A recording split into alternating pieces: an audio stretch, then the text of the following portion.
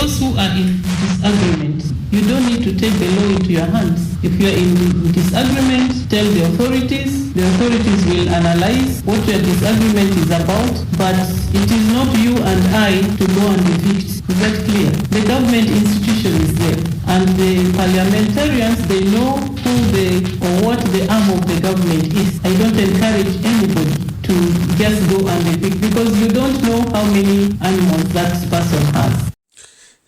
Thank you so much, Honorable Minister. I heard your concern very clearly. Now, I would like to ask you, what kind of preparation do you want government to do for these Balalos to leave Acholi land? If I am to ask you, when these Balalos were coming to Acholi land, were there any kind of preparation made? Honorable Minister, when we are talking, we need to be quite serious.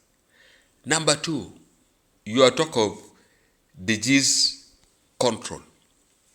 When these animals were coming to Acholi, were they not tested and vaccinated?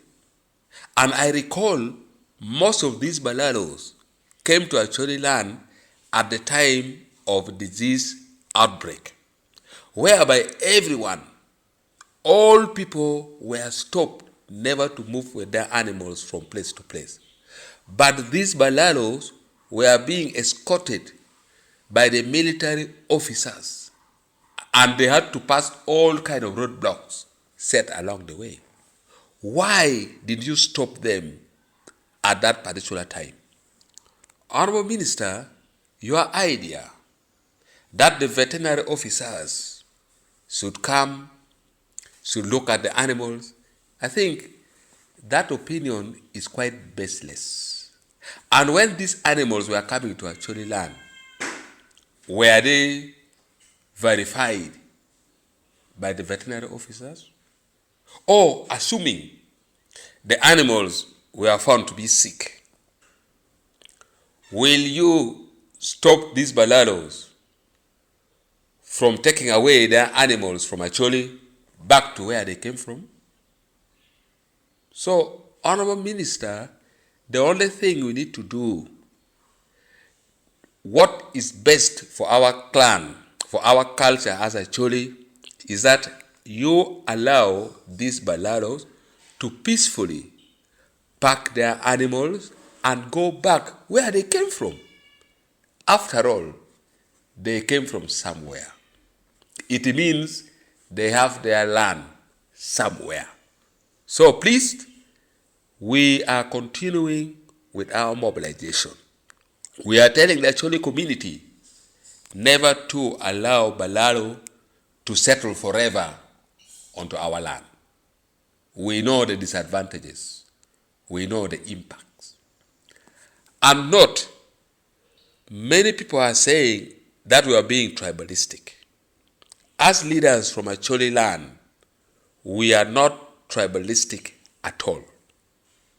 We are not against any tribe. But our major targets are the Balalos who are moving from place to place with their animals. Those ones who came to our land, they duped some few individuals, they hired land, and their animals are destroying our crops. Those are the people we are against.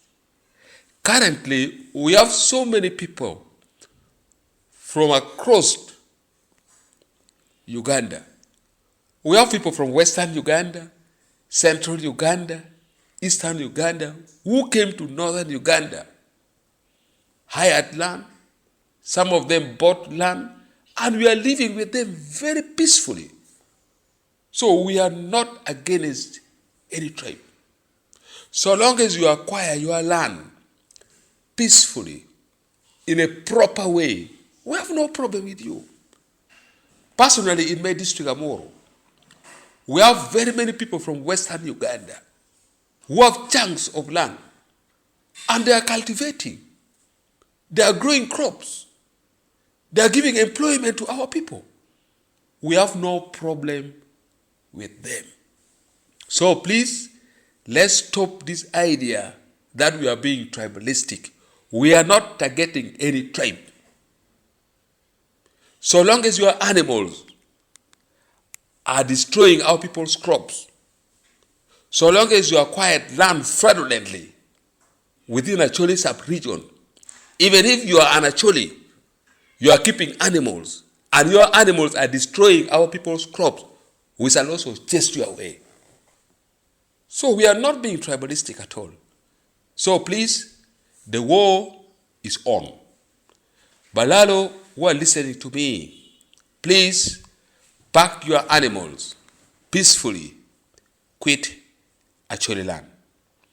Honorable Minister advised the President, what we want to see is that Balalo should leave our land. That is all.